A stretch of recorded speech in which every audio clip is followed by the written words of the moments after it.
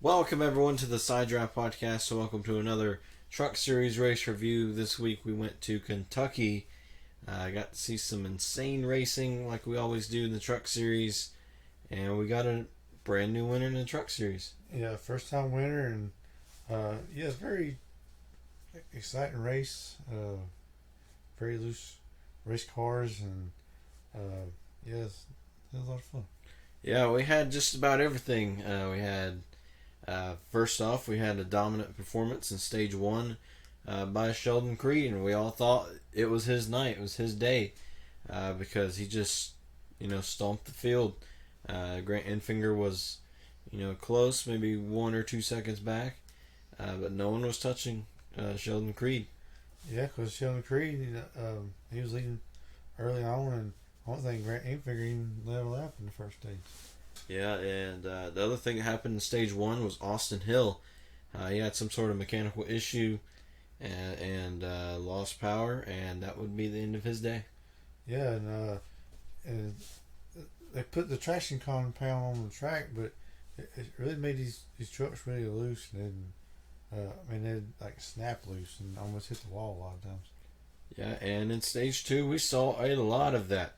We had first off, Enfinger would lead off pit road, and then Johnny Sauter and Matt Crafton would have a commitment line violation, and that would send them to the back. And unfortunately, Sauter got damaged with the first wreck of the night.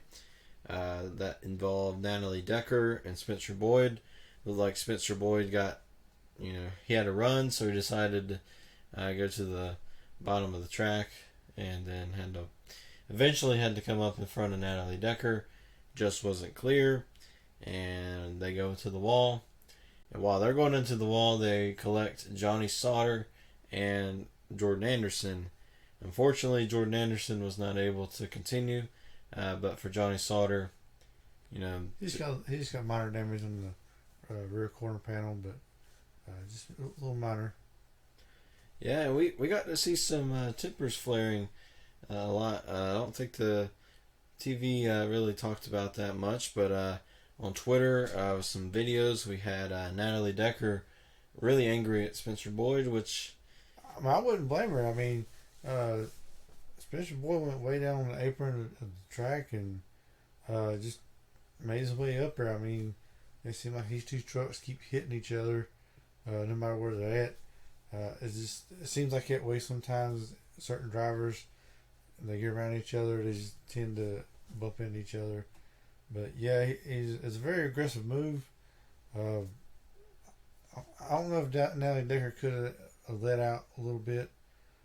It's really tough to say, but it's just really some crazy moves out there in the night, and just that was too aggressive and took out some good trucks. We're in stage two at this point, just the beginning of it.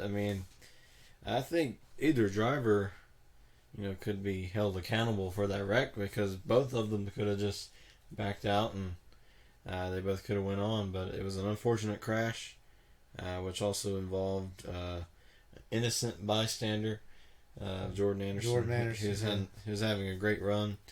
Just hasn't had much luck lately, unfortunately. Yeah, pretty much tore the whole front of the truck up. They had to push it to the garage because all the fluid's coming out of it. Really hate it for that team. Like to see him do very well. He's trying his best, and he just get caught in somebody else's mess. Natalie, she was down on the yellow line. There's not really another lane down there, and I really liked Spencer Boyd's paint scheme of the orange and the white, and that's pretty cool. But it seemed like all these guys got trying to do the slide job, but they just don't work out too well. Yeah, and plus we don't have Dale Jr. here to yell slide job, so it's not going to be successful. Yeah, you got to have Dale Jr. there. Yeah, so hey, Natalie, slide job. Oh, that's what's coming, and he pretty much slid up there. Hard crash into the wall, and it was kind of funny on Twitter how Yeah. is like a, you know, like a kindergarten kind of scuffle. Just grab your hat and throw it. Yeah. I mean, it's like you can't really get physical if, I mean, that's kind of Yeah. tough situation to be in. Yeah. Because if you're Spencer Boyd, you can't really do anything besides argue. And I'm pretty sure Natalie knew that and decided not to hit him. So I'm just going to take your hat to show you that I, do not like you at the moment. Yes. Yeah. A couple weeks ago, I believe it was Natalie's fault. She got a little loose at Chicagoland, and they got into it, and here they are again. They're crashing each other's trucks. Yeah. So will that continue at Pocono? I don't know. We'll have to see. And then we're not done with crashing right now because not too long after, Chad Finley would spin in the wall. I believe he was driving the 42, which is unfortunately another team that's lower funded, but they have been having some good runs, and it does suck that he was in the wall. Yeah, he got up there in that traction compound, which was really slick for some reason. I'm supposed to traction compound. I'm supposed to help traction, but it really helped quite yet. You lost traction in the traction compound, so that's... Yep, and backed into the fence and made that truck a little shorter. Yeah, so trying to make tech, I guess. Yeah, I believe his trucks is on the edge anyway, and when they get up there, it's just a little loose, and they just lost it. Yeah, I believe that was before the track really cooled down, so that's not the place to be at that time. No, it's not the place to be. Is on the bottom. It's a little better than up there in the top. And we're not quite done yet. We would have Harrison Burton. He would get really loose. I believe he got pinned really close to the apron there and just snapped around. And yeah, Rochester Taylor trying to do another slide job. All these aggressive moves and going 3 and 4 wide in the turn just don't work out. And Brett Moffitt was kind of in the center lane when Josh Chastain moved up, and Harrison Burton was trying to stay off of Moffitt, got into him and just spun and wrecked a lot of other trucks. And then one bad day for one KBM truck, or a bad moment. Another one arose with Todd Gilliland. He would have an issue with the engine, something in there, and just we didn't really see much out of him the rest of the night. Yeah. With that wreck with Harrison Burton, who else was involved? Johnny Sauter. Yeah. He just didn't have any luck this year. I mean, he's just like he's either got mechanical issues or he's involved in a wreck. So. Yeah, and it is weird that Johnny Sauter is involved in 90% of the wrecks, but still somehow has a pretty good run. It could be that number. Yeah. 13. It's lucky and unlucky at the same time. Possibly. So that would not be the end of KBM's troubles. They would be leading with Brandon Jones. Had a great restart. Yeah, Brandon, he drove from the very back and made his way to the front. He had a very awesome truck. I thought he was going to really take away and get his first win here, but it didn't happen. And Grant Enfinger with another.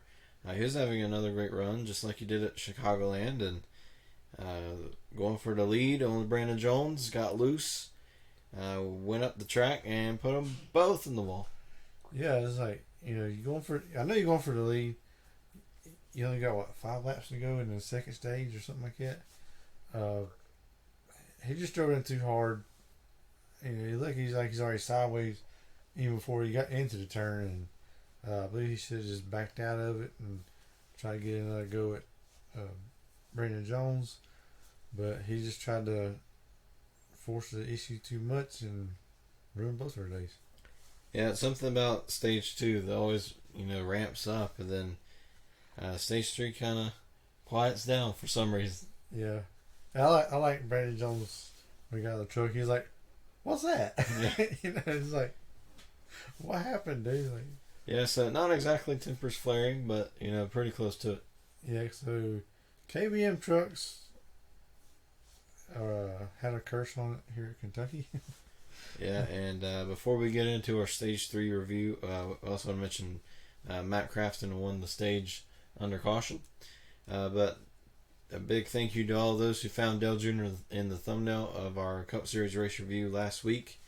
We have Hendrick 9 2488, Ryan Holman, Skytrace 29, Blue Ravage, Racing and Stuff, Chris Smith, Gina, Taz 7369, and Orange Striker Gaming Animation. So the list keeps growing. It's growing. That's good. I mean, everybody's looking for Dale Jr. and we enjoy it, and just a little game we like to play and get everybody involved. Yeah, so now we head into stage 3 and a little bit different pit strategies, which makes these races so interesting. Some stayed out, like Tyler Ankrum. Some took only 2 tires, and some took 4, like Brett Moffitt did. Yeah. And then Ben Rhodes would be up there battling Ankrum for the lead. Yeah, Ankrum really showing some strength right there, and led the most laps he ever led there, and I don't think Ben can really. He could catch him, but he couldn't really pass him. Yeah, I think that's just that turbulent air, especially once we get late in the race. Once the top lane, kind of gets in, you can almost run up there and pass him, but you just can't quite make the pass. So it was a great battle while it lasted, but Tyler Ankrum would get to like a 2-second lead. Yeah, because Brett Moffitt, he was coming on and catching Ben Rhodes, and they battled it out for a while, and Brett Moffitt finally got around him. Yeah, and we'd have some different strategies. Tyler Ankrum went down pit road. It took 2 gas tanks of fuel, so or gas cans of fuel, and that would slow down the pit stop, but it helped him in the long run. Yeah, because when Brett Moffitt come in, he just took 1 can of fuel. Sometimes, I mean, they stretch these fuel miles a little further than what they need to, and once he goes out there, he's like, "Hey, you need to save some fuel. You're about 2 laps short." So. Yeah, normally Brett Moffitt's the one in the other end that has much more gas than anyone else. Yeah. But always winning in those extremely awesome races. Yeah. It's weird to see him lose one like that. Yeah, I thought it was going to play right into his hands. He was saving fuel, but I don't think he was saving enough. Ran out with 2 laps to go. Yeah, just like they said, he's going to run out 2 laps to go, and apparently wasn't saving enough, which is unfortunate for him. Yep. But during that whole cycle, we would have Brennan Poole, him and Ben Rhodes would get in the wall, and that would cause some more tempers flaring, as Ben Rhodes was trying to get the Brennan Poole, and yeah, almost a fight. Yeah, almost a fight. I ain't sure exactly what all went on. I know there's battling for position out there, and like Ben Rhodes got in the wall a few times. Yeah, I think Brennan Poole was a lap truck at that time, so yeah, which is kind of weird. I mean, I'd understand fighting hard for to stay on the lead lap, but Ben Rhodes wasn't even the leader, so not really too sure about that. Yeah, I know it's kind of weird. Then Ben Rhodes would eventually blow a tire and put a lot of tire debris on the track. I ain't sure why they didn't throw a caution. Yeah, I thought maybe it might have been out of the way, but it was still on the surface. So I still think it should have been a caution, but thankfully it never played into a factor here. But yeah, sometimes like when a truck or even in the other series, when somebody gets in the wall, automatically throw a caution, and then here he hit the wall a couple times and then blow tires, still no caution. I think maybe NASCAR wanted to see the fuel mileage thing play out, which if there was a caution, it would have helped Brett Moffitt. He would have went down pit road, got the fuel, and could have made it the rest of the way. But in this case, it really helped out Ankrum because that would allow him to stay out long enough, and Brett Moffitt would run out of fuel, and Tyler Ankrum would win his first race, and also a win for DGR Crossley, which they've had a rough patch this year. Yeah. It's great to see them get a win. Yeah, maybe that win would help all the other trucks that crashed into the season. Yeah, hopefully. Yeah, it was good to see him get excited. He was, he said he's like holding his breath for the last 2 or 3 laps, and he can see the exhaustion from him, just going to get the flag and stuff. And then he was so excited, he's like, I didn't know what to say. So it's pretty cool just to see those emotions, and you get your first win, and you just don't really know how to act. Yeah, we've seen so many crazy upset winners lately. Yeah. And now with the way he ran at this track, he may do well in the playoffs as well. It's possible. So he'll be one to look out for. I mean, just like they said in the broadcast, he wasn't one that we were really talking about, but he put on a show tonight, and now we're going to be talking about him all the way throughout the playoffs. Yeah, he's been showing some strength. I believe Chicagoland, he got a top 10 maybe, or at least he's running in the top 10 there. So, yeah, he's definitely showing some strength and some good talent, and that was good for that team.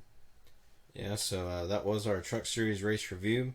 Hope you all enjoyed it, and we'll see you in our Xfinity Series race review tomorrow. So, looking to be another possibly strategy race out of that race. So we'll see you then.